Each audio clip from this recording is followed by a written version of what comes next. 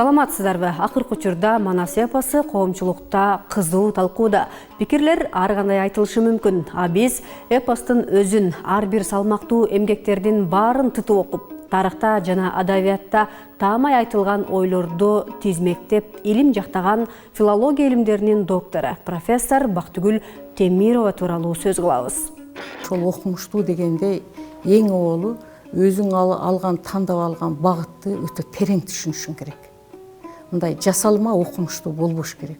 Ошол дүйнө менен жашап, ошол дүйнө менен азыктанып, анан ошол сен жасаган илим келечек муундарга сөзсүз бир кандайдыр бир деңгээлде таасирин тийгизиш керек. Ошолор окуш керек, шыктаныш керек, мотивация бериш керек. Анан ошол чөйрөңдөгү адамдар дагы сени окумуштуу катары тааныш керек. Бактыгүл Темирова 1965 жылы Кара Сууда төрөлгөн. Ошмууда билим алып, кийин студенттерге билим берип, жетекчилик кызматтарды да аркалаган. Эске сала кетсек, 2012-15 жылдары Ош шаардык кеңешинде депутат болгон. Учурда Хусейин Карасаев атындагы Бишкек мамлекеттик университетинде эмгектенип келет. Бул ийгиликтердин башаты кайда? Илимге болгон кызыгуу кантип башталган? Мен ошол адабиятка окумуш кызыкчумун. Анан кыргыз филологиясындагы эмес, Ош мамлекеттик, ал кезде Ош педагогикалык институтунда эмес, республикада окумуштуулардын арасында абдан таанымал болгон. Өзгөчө бир Жээнали Шериев деген агайыбыз бар эле. Агай сунуш киргизди. Бактыгүл, сен ушул аспирантурага оку, илимге шыгың бар. Окууну абдан жакшы бүттүң. Мен жетекчи болуп берейин. Биринчи аспирантым сен болосуң. Деп анан кайсы теманы тандайлык дегенде, мен Төлөгөн Касымбековдун Сынган кылыч романындагы мүнөз проблемасы деген теманы мен өзүм тандадым. Анан агай карап, анан айтты, бирөө жардам берди. Жок агай, өзүм тандадым. Ушул мага жагат деп. Анан адегенде ушул теманын үстүндө иштедим. 1 жыл. Очный күндүзгү бөлүмүндө окудум. Анан күндөрдүн бир күнүндө эле агай айтты, Бактыгүл, мен сенен суранайын. Мен бир тема таптым.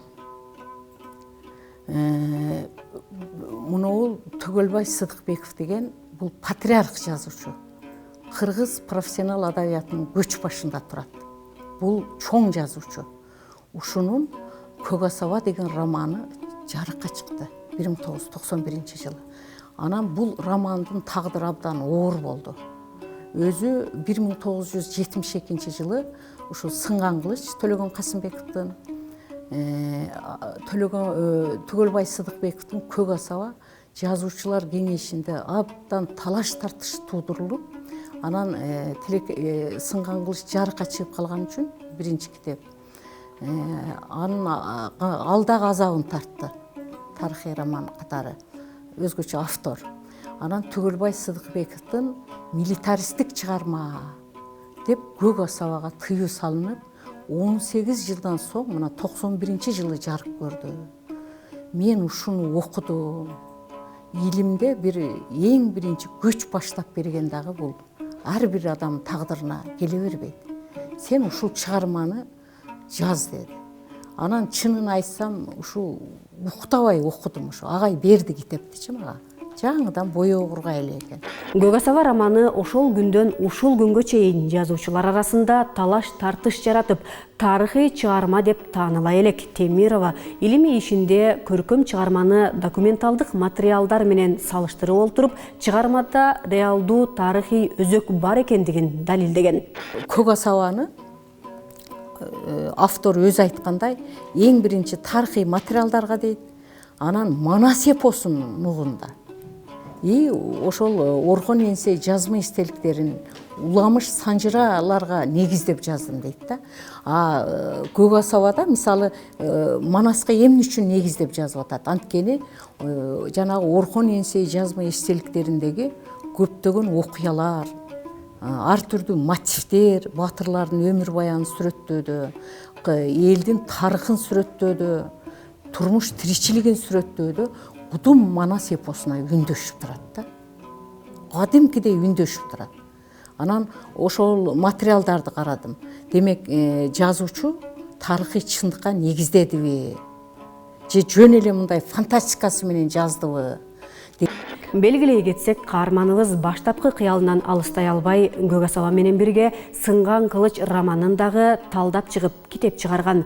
Ошентип, кыргыз элинин тарых жибин ар тараптан издеп улай, чубай, түбү барып Манаска такалат. Бул тема илимдин докторлугуна жол ачкан. Филологияда көп жыл орус адабиятына сабак берип калдым да, ошондо Игордун кошуну жөнүндө сөз деген чакан эле поэмада кандидатский, докторский диссертациялар. Анан орус поэзиясында, прозада, драматургияда ошол поэманын мотивинде, сюжетинде, каармандардын образын алып аябай көп чыгармалар жаралыптыр да. Анан ушундай бир ой пайда болду.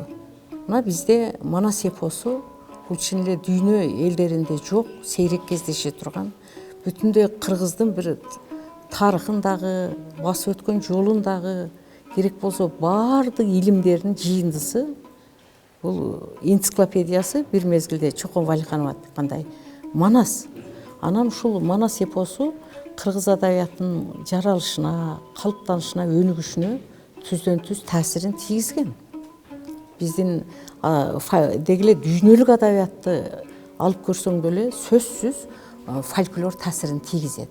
Анан ушул жагдайда менде бир ой кетти: Манас үчүлдүгүнүн кыргыз профессионал адабиятында иштелиши. Чын эле, көркөм адабиятта Манас темасына биринчи ким кайрылган деп кызыгып көрдүңүз беле? Жазма кыргыз адабияты 1920-жылдары башталган болсо, 1925 жылы Москвадан Касым Тыныстановдун «Ырлар» жыйнагы басылып чыгат.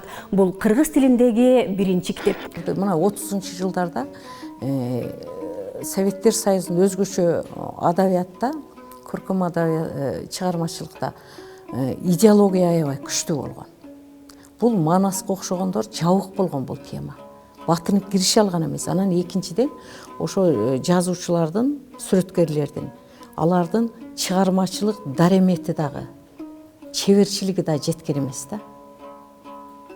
Аны үчүлдүктү өздөштүргөнгө. Ошого байланыштуу. Анан экинчиден дагы ал мезгилде өзүңөр билинген адабиятта аябай тоскоолдуктар көп болгон, репрессия жүрүп жаткан мына Манас эпосунун тегерегинде абдан көп мындай бир проблемалар жаралган да. Мына мисалы ошол Манас, Касым Тыныстанов Манасты бир эле реалисттик адабиятка айландырбастан, аны изилдегенге, которгонго, варианттарын жыйнаганга, мисалы Сагынбай Орозбаковдун варианттарын абдан чоң таасир эткен. Ал ошону көтөргөн, ошонун тегерегинде өзү чоң салым кошкон да, өзгөчө.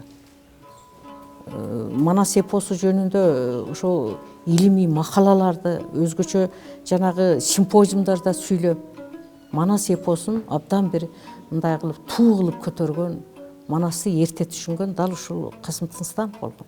Анан 30-жылдары жана идеологиянын, социалисттик идеологиянын, тоталитардык системанын аябай таасири күчтүү болгон. Анан дээрлик ошол мезгилди карасаң 20-30-жылдарда дээрлик кайрылган эмес. Манас үчүлдүгүнө акын жазуучулар. Албетте аны туураган, мисалы терең иштелген эмес да.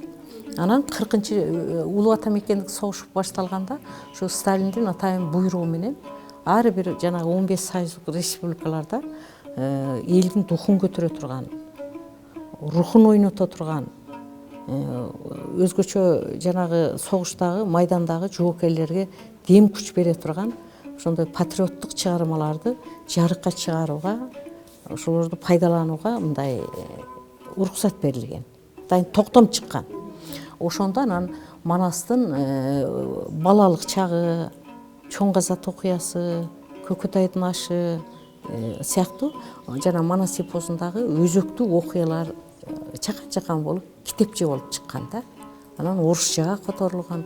Анан мына ушул мезгилде бир дүркүрөп Манас үчүлдүгүн негизинде абдан көп чыгармалар жаралды. Бул изилдөө дээрлик 19 жылга созулат. Залкар жазуучулар жазган эмгектерге баа берүү үчүн чыгарманын өзүн окуу жетишсиз эле. Темирова Манас үчүлдүгүнүн бир нече варианттары, кол жазмалары менен таанышып чыгып, көпчүлүк жазуучулар Сагынбай, Саякбай жана Жусуп Мамайдын варианттарына таянаарына ынанган. Көркөм дүйнөнү, Манас үчүлдүгүн, Манас эпосун профессионалдык адабиятка алып келиш өтө татаал процесс. Аны реалисттик адабияттын тилине салыш керек. Ой жүгүртүү, көркөм сөз каражаттары бул таптакыр башкача маселе.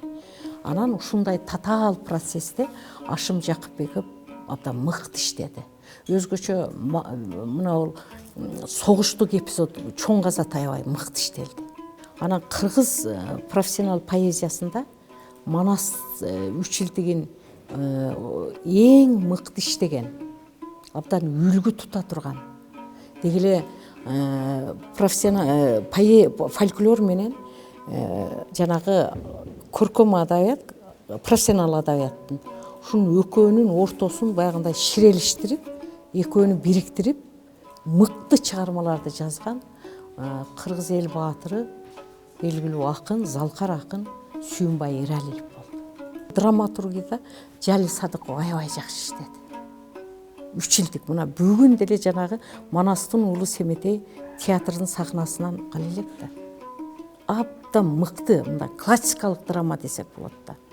Анан ушул менин коргоомдо, жанагы Раиса Кыдырбаева айтып атпайбы?